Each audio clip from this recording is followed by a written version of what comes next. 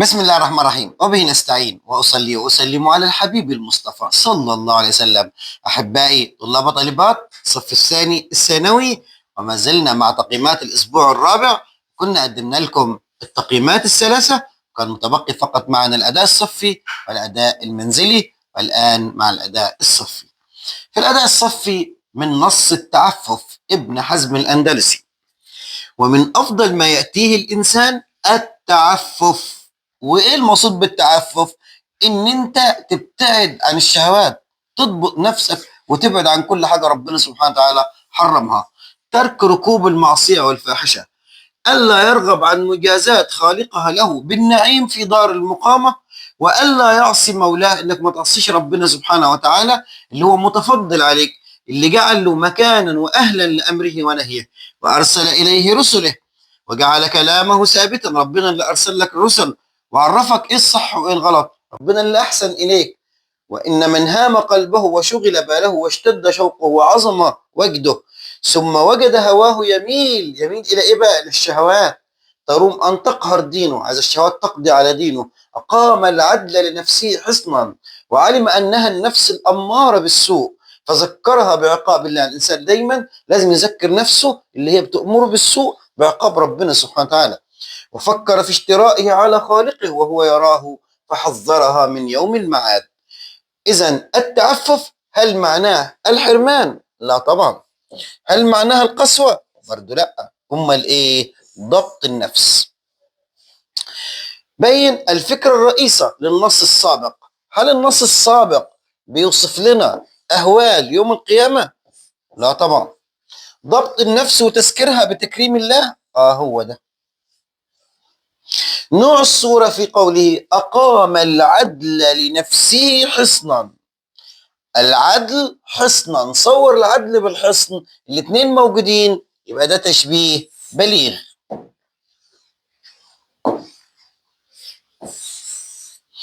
الموسيقى في قوله وإن من هام قلبه وشغل باله واشتد شوقه. طبعا نلاحظ هنا تشابه الحرف الأخير كده واحنا ماشيين، يبقى ده على طول إيه؟ ساجع. يرى الكاتب أن التعفف دليل على إيه لما أنت تكون عفيف؟ هل الخوف من المجتمع؟ طبعا لا. هل غزرت العلم؟ لا طبعا. أمال على إيه؟ طبعا قوة الإيمان. قالت ولادة بنت المستكفي إن ابن زيدون على فضله يغتابني ظلما ولا ذنب لي. طب وابن زيدون رد عليها وعهد ولادة أني أواصلها بما يطيب برياه تلاقينا. إيه الظاهرة الأدبية؟ هل دي موشحات؟ لا طبعا. أمال إيه؟ دي مسجلات أدبية ما بين ولادة وابن زيدون. طيب مديني بيتين وبيقول لي إحدى السمات اللي تميزت بها الأندلس عن المشرق: يا أهل الأندلس لله دركم ماء وظل وأنهار وأشجار. فبيوصف طبيعة الأندلس الجميلة: ما جنة الخلد إلا في دياركم، ولو تخيرت هذا كنت أختاره. يبقى طبعا على طول تعال نشوف إيه الاختيارات. هل هنا ظهور نزعة التدين؟ لا طبعا. مساهمة المرأة في الحالة الأدبية؟ لا طبعا. امال بيتكلم عن ايه؟ عن جمال الطبيعة في الأندلس. حدد الأسلوب الإنشائي ونوعه وغرضه. هل جزاء الإحسان إلا الإحسان؟ ده الأسلوب الإنشائي. يبقى هنا أسلوب إنشائي، نوعه استفهام، غرضه إيه؟ هل جزاء الإحسان إلا الإحسان؟ ينفع نشيلها ونحط إيه؟ ليس جزاء الإحسان إلا الإحسان، يبقى غرضه النفي. قال الشاعر ولا الشباب حميدة أيامه، لو كان ذلك يشترى. يا سلام، لو كان ده يشترى يبقى ده الأسلوب الإنشائي اللي هو نوعه إيه؟ نوعه تمني. طب وما غرضه؟ هنا بتكلم عن شباب واللي راح. يا سلام لو كان يرجع تاني، يبقى غرضه التحسر. أي هذا الشاكي وما بك داء، كيف تغدو إذا غدوت عليلا. عندي أسلوبين. أول حاجة أي هذا الشاكي، ده نداء غرضه التنبيه. طب التاني كيف تغدو إذا غدوت عليلا، ده بقى استفهام غرضه التعجب، يتعجب من حال الإنسان اللي بيشتكي وما فيهوش مرض، الإنسان المتشائم. هل الدهر إلا غمرة؟ ينفع نشيلها له ونحط ليس الدهر إلا غمرة. يبقى هل الدهر إلا غمرة؟ ده الأسلوب، وطبعا ده أسلوب إنشائي نوعه إيه؟ استفهام. وينفع نحط بدل هل ليس، يبقى غرضه النفي. قال الشاعر يا ساكني مصر إنا لا نزال على عهد الوفاء وإن غبنا مقيمين. فطبعا هنا يا ساكني مصر ده نداء، طب غرضه ايه؟ إظهار الحب. فليتك تحلو والحياة مريرة وليتك ترضى والأنام غضاء. طبعا ليت يبقى ده أسلوب تمني. طب ما غرضه؟ هنا الكلام موجه لربنا سبحانه وتعالى، فليتك تحلو والحياة مريرة وليتك ترضى والأنام غضاب، إظهار الحب والطاعة والرضا لربنا سبحانه وتعالى. يبقى تمني غرضه إظهار الحب والزهد، إظهار الحب لله عز وجل والزهد.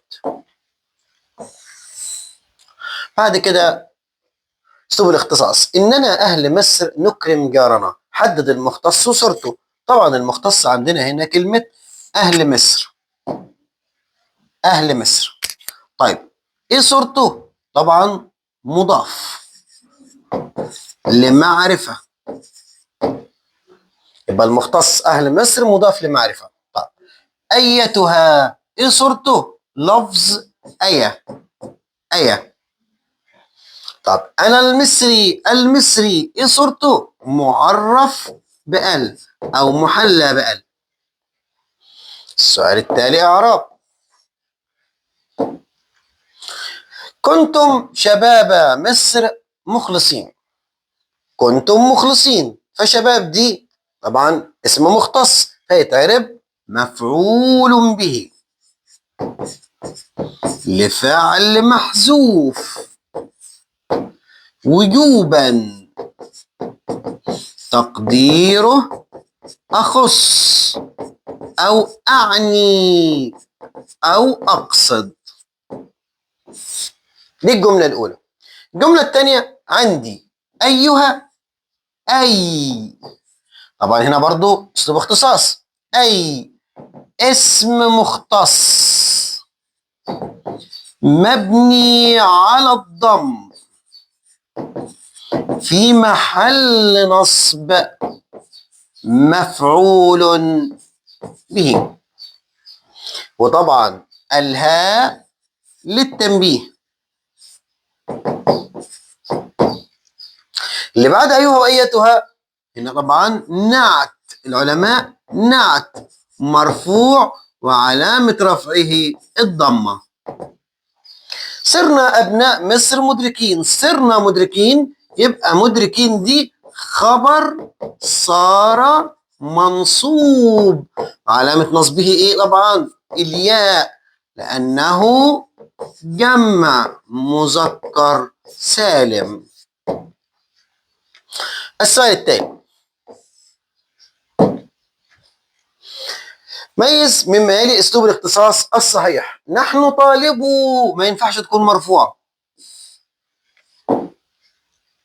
هذه غلط. انتم الذين ما فيش اسم مختص اساسا، هنا ما فيش ضمير، تمام. طيب نحن طالب الحق لا نستكين، يبقى نحن طالب الحق لا نستكين، بعزيمتنا ايها المواطن سترتفع رايتك. نحن طالب الحق لا نستكين لمعتدي، أصلها نحن لا نستكين لمعتدي.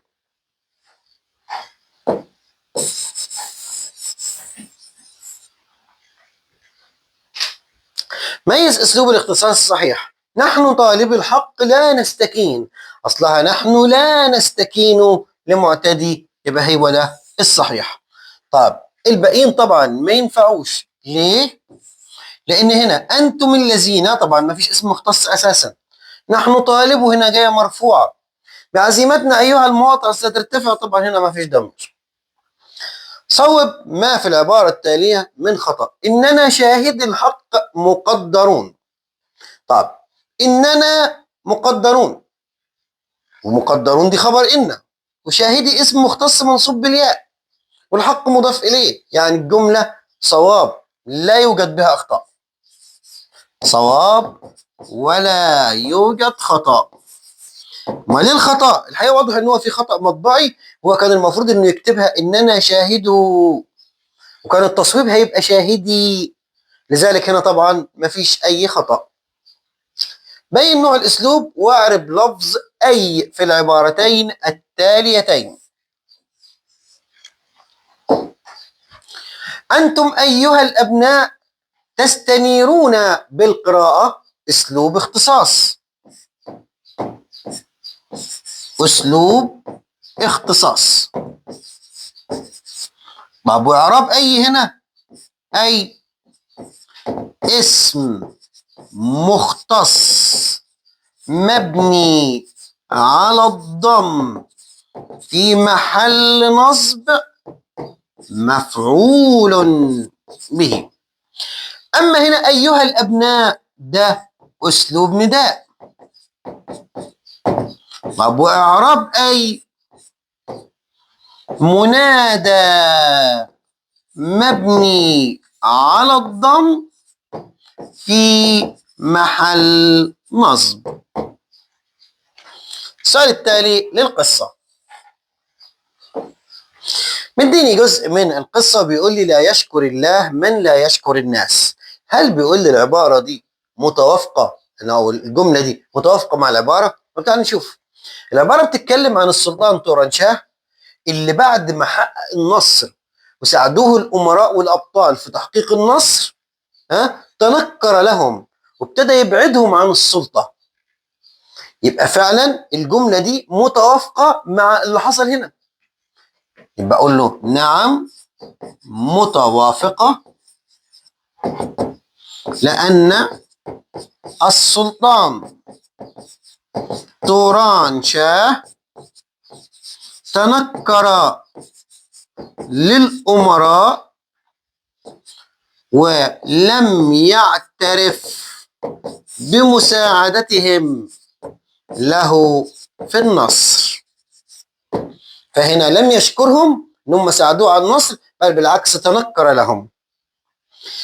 ايه الصفة اللي بيصدق اطلاقها على تورانشاه من خلال التصرفات دي؟ طبعا الجحود ونكران الجميل.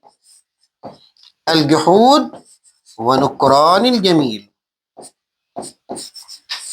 طبعا ان الامراء، امراء المماليك اللي ساعدوه وحققوا له النصر، تنكر ليهم وابتدى يبعدهم عن السلطة.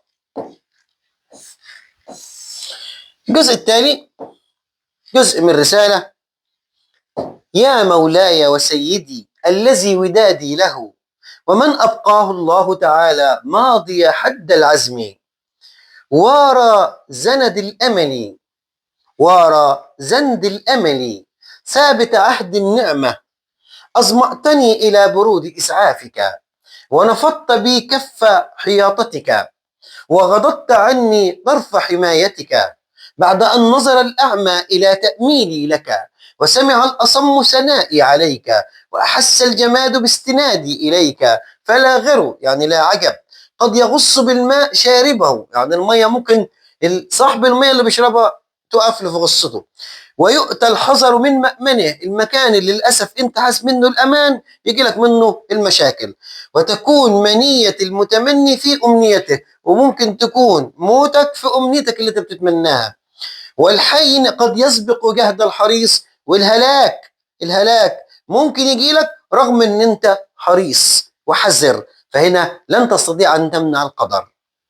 من خلال السياق المقصود بكلمة الحين هل هي الوقت؟ لا طبعا، امال ايه؟ الهلاك اللي يجي لك مهما كنت حريص. اذا ايه العاطفة المسيطرة عليه؟ هل هنا فخر وتباهي؟ هل ده خوف؟ طبعا لا. هل نفور ويأس؟ امال ايه؟ تعظيم واستعطاف. السؤال الثاني، بين المبدأ اللي طبقه الكاتب في السطر الأخير. طبعا هو هنا بيتكلم إن أنت مهما عملت مش هتمنع الموت إنه يجيلك، يعني الحذر لن يمنع القدر، يبقى هنا طبعا خطأ. على الباغي تدور الدوائر خطأ. تأتي الرياح بما لا تشتهي السفن، أمال إيه؟ لا ينجي حذر من قدر. بين نوع الصورة في نظر الأعمى إلى تأميلي، الأعمى بيشوف تأميلي، يبقى دي كناية عن شدة التأمل. من السمات الفنية للكاتب والدليل عليها، من السمات الفنية اللي هي كثرة استخدام المحسنات كالسجع والازدواج. طيب والدليل، تعال نجيب عبارة دليل من الفقرة. ممكن ناخد وسمع الأصم ثنائي عليك وأحس الجماد باستنادي إليك.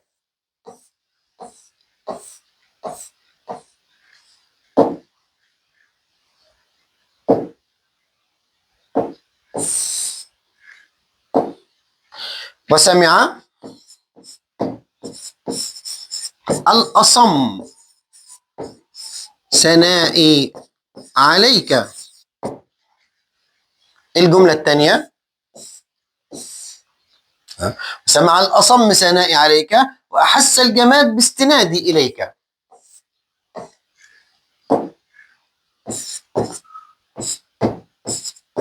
وأحس الجماد باستنادي إليك. هلاحظ هنا إن في سجع وازدواج. السؤال التالي من الأدب الأندلسي، بيديني أبيات وبيقول لي إيه غرض البيتين دول وإيه علاقته بالبيئة الأندلسية. البحر أعظم مما أنت تحسبه، من لم يرى البحر يوما لم يرى عجبا. فهنا من غير ما نكمل على طول بيوصف في إيه؟ بيوصف في الطبيعة، يبقى هنا الغرض هو وصف الطبيعة. طب وإيه علاقته بالبيئة الأندلسية؟ إنه الشاعر متأثر بجمال الطبيعة في الأندلس.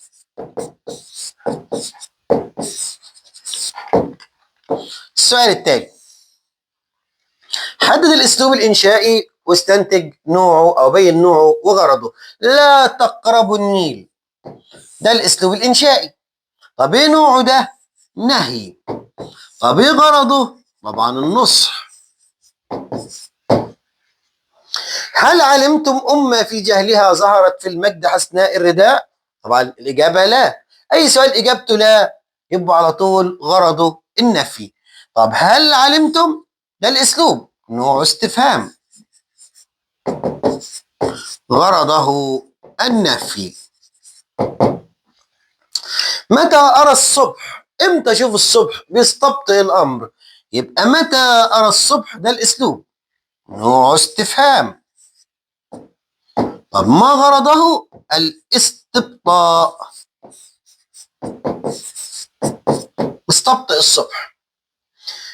أمتي أصلها يا أمتي، فطبعا ده أسلوب نداء اللي هو كلمة أمتي، نداء. غرضه إيه؟ التعظيم، بيعظم في أمته. أمتي إني أرى مستقبلا مشرق الوجه عظيم الموكب. يا دار، أول حاجة عندنا يا دار دي نداء، يا دار نداء للتحسر، غرض التحسر. أين ترحل السكان؟ فين سكانك راحوا؟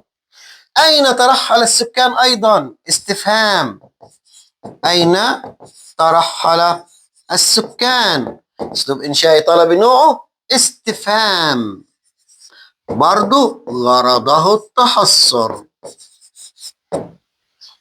ليت المنازل، أيضا ليت المنازل أخبرت، ده طبعا تمني، أيضا غرضه التحسر. ليت المنازل أخبرت مستخبرا أين استقر بأهلها الأوطان. ننتقل لسؤال النحو. عايز مني أستخرج الاسم المختص وأعربه. الاسم المختص عندي هو كلمة أهل مصر، نوعه مضاف.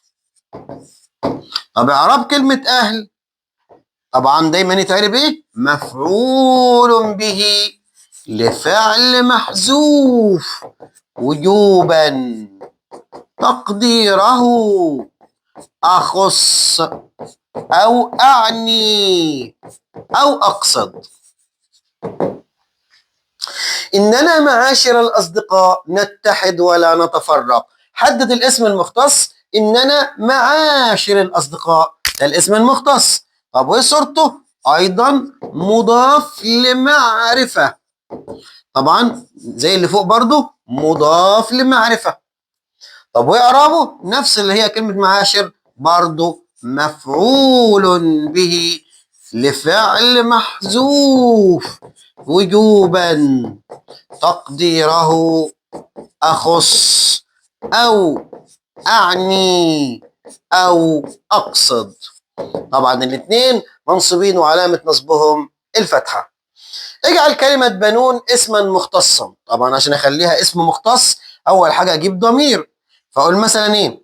اننا، جبت ضمير اهو متكلم، وبعد كده خليها منصوبة تبقى بني مصر اوفياء. اننا بني مصر اوفياء، يبقى هنا بني اسم مختص. سؤال القصة بيقول لي تحكي الفقرة عن يوم مجيد من أيام مصر، وضح اليوم ده. طب الفقرة بتحكي عن إيه؟ عن الملكة شجرة الدر بعد ما استقرت لها الأمور ابتدت تعمل مفاوضات ما بين العاهل الفرنسي اللي هو لويس التاسع اللي كان معتقل. تم الاتفاق إن الفرنسيين يسلموا دمياط للمصريين، وإنه يخلى سبيل الملك ويرجع لبلاده مقابل نصف الفدية، وترفع العلم المصري على أسوار دمياط. يبقى ايه اليوم المجيد ده؟ اللي هو نجاح المفاوضات بين شجرة الدر والفرنسيين وتسليم دمياط للمصريين، والإفراج عن العاهل الفرنسي اللي هو طبعا لويس التاسع مقابل نصف الفدية. مرة تانية يا أحبابي، نجاح المفاوضات بين شجرة الدر والفرنسيين وتسليم دمياط للمصريين والإفراج عن العاهل الفرنسي مقابل دفع نصف الفدية. كده أحبابي نكون وصلنا إلى نهاية الأداء الصفي والأداء المنزلي للأسبوع الرابع.